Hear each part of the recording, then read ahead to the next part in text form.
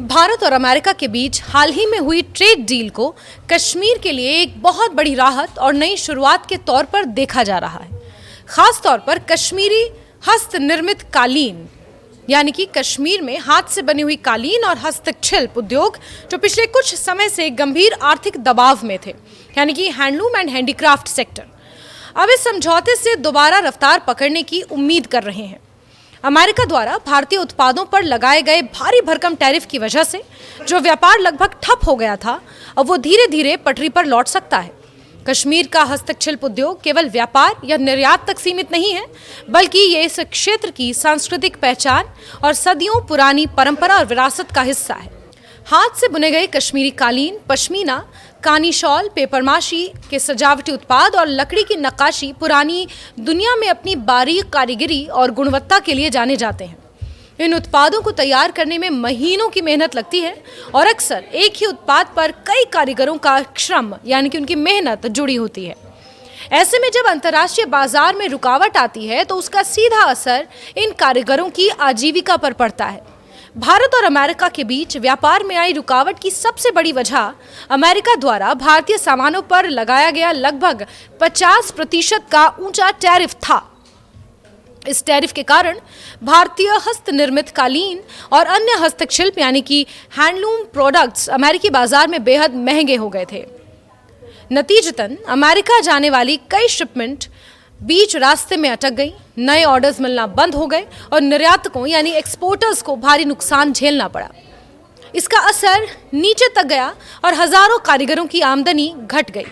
कई व्यापारियों को मजबूरी में अपने उत्पाद यूरोपियन यूनियन के जरिए अप्रत्यक्ष रूप से अमेरिकी बाजार तक पहुंचाने पड़े, जिससे लागत और समय दोनों बढ़ गए।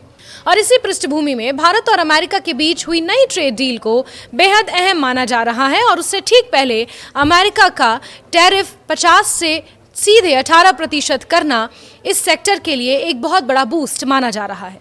अमेरिकी राष्ट्रपति डोनाल्ड ट्रंप ने यह घोषणा की कि प्रधानमंत्री नरेंद्र मोदी के साथ फोन पर बातचीत के बाद दोनों देशों के बीच एक सफल व्यापार समझौता हुआ है। इस डील के तहत अमेरिका ने भारतीय सामानों पर लगाया गया आपसी टैरिफ वापस लेने का फैसला लिया है और इसके बाद टैरिफ की दर 50% से घटकर लगभग 18% कर दी गई है। ये कटौती भारतीय निर्यातकों के लिए बेहद महत्वपूर्ण है क्योंकि इससे उनके उत्पाद फिर से अमेरिकी बाजार में प्रतिस्पर्धी बन पाएंगे। कारपेट एक्सपोर्टर प्रमोशन काउंसिल के अनुसार ये समझौता भारत के करीब $2 अरब के हस्त निर्मित कालीन यानी कि हाथ से बने कालीन उद्योग के लिए एक परिवर्तनकारी कदम साबित हो रहा है।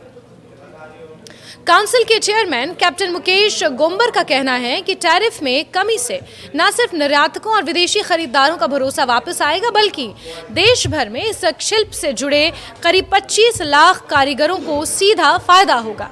उनके मुताबिक अमेरिका भारत के लिए सबसे अहम निर्यात बाजारों में से एक है और वहां प्रतिस्पर्धा में वापसी बेहद ज़रूरी है। कश्मीर के कॉन्टेक्स्ट में इस डील का महत्व और भी बढ़ जाता है। Kashmir chamber of commerce and industries के पूर्व अध्यक्ष शेख आशिक के अनुसार भारत के कुल हस्त निर्मित कालीन निर्यात में कश्मीर का योगदान बेहद अहम है। भारत से होने वाले कुल कालीन निर्यात का लगभग 60% हिस्सा अमेरिका को जाता है। यूरोपियन यूनियन के साथ मिलकर अमेरिका भारतीय कालीनों का सबसे बड़ा बाजार है। ऐसे में अमेरिकी बाजार में आई किसी भी रुकावट का सीधा असर कश्मीर की इकोनॉमी पर पड़ता है। जम्मू और कश्मीर के हस्तशिल्प यानी कि हैंडलूम और हैंडीक्राफ्ट से जुड़े हुए जितने भी विभाग हैं, उनके आंकड़े भी बताते हैं कि पिछले कुछ वर्षों में निर्यात में लगातार उतार चढ़ाव देखने को मिला है। अगर साल दर साल देखें, साल 2017-18 की बात करें तो हस्तशिल्प और कालीन निर्यात 452 करोड़ रुपए से ज़्यादा था, लेकिन इसके बाद धीरे धीरे इसमें गिरावट आई। कोविड का दौर आया और उसके बाद साल 2021 और 22 में ये घटकर 251 करोड़ रुपए के आसपास रह गया। 2023-24 में कुछ सुधार के साथ निर्यात 317 करोड़ रुपए तक पहुंचा, लेकिन 2024-25 में फिर से गिरकर 260 करोड़ रुपए रह गया। 2025-26 की पहली तिमाही में निर्यात केवल 56.95 करोड़ रुपए रहा, जो इस सेक्टर की कमजोर स्थिति को साफ दिखाता है। ऐसे में नई ट्रेड डील को एक जरूरी सहारे के रूप में देखा जा रहा है। ये असर केवल कालीन उद्योग तक सीमित नहीं रहा। भारत अमेरिका व्यापार में आई रुकावट के कारण पश्मीना और कानी शॉल, पेपर माशी के उत्पाद और अन्य हस्तशिल्प सामानों का निर्यात भी प्रभावित हुआ, खासकर क्रिसमस और न्यू ईयर जैसे त्योहारों के दौरान, जब अमेरिका और यूरोप में इन उत्पादों की मांग सबसे ज्यादा रहती है। श्रीनगर के पेपर माशी निर्यातक रईस खान बताते हैं कि 50% टैरिफ लगने के बाद अमेरिका को सीधा निर्यात लगभग बंद हो गया था। उस दौरान उन्हें यूरोपियन यूनियन के व्यापारियों के जरिए इनडायरेक्टली अमेरिकी बाजार तक पहुंच बनानी पड़ी, जिससे मुनाफा बेहद कम हो गया। अब नई ट्रेड डील के बाद निर्यातकों यानी एक्सपोर्टर्स को उम्मीद है कि फिर से सीधे अमेरिकी व्यापारियों के साथ काम वो कर पाएंगे।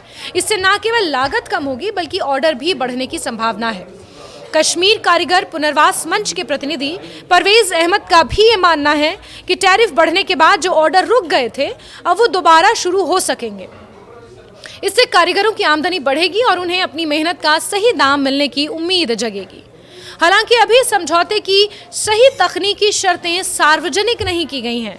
वाणिज्यिक और उद्योग मंत्री पीयूष गोयल के अनुसार भारत और अमेरिका के बीच बातचीत का अंतिम दौर चल रहा है और जल्द ही डील को औपचारिक रूप से अंतिम रूप दिया जाएगा। इसके बाद दोनों देशों की ओर से एक संयुक्त बयान भी जारी किया जाएगा, जिसमें समझौते की पूरी जानकारी ऑफिशियली साझा की जाएगी। कुल मिलाकर Bharat America trade deal Kashmir के हाथ से बनाए गए कालीन और हैंडलूम और हैंडीक्राफ्ट उद्योग के लिए सिर्फ एक व्यापारिक समझौता नहीं है, बल्कि ये लाखों कारीगरों के लिए उम्मीद की नई किरण है। अगर ये समझौता सही तरीके से लागू होता है और भविष्य में ऐसी रुकावटें नहीं आती, तो कश्मीर का हस्तशिल्प उद्योग एक बार फिर से वैश्विक बाजार में अपनी पुरानी पहचान और चमक हासिल कर सकता है।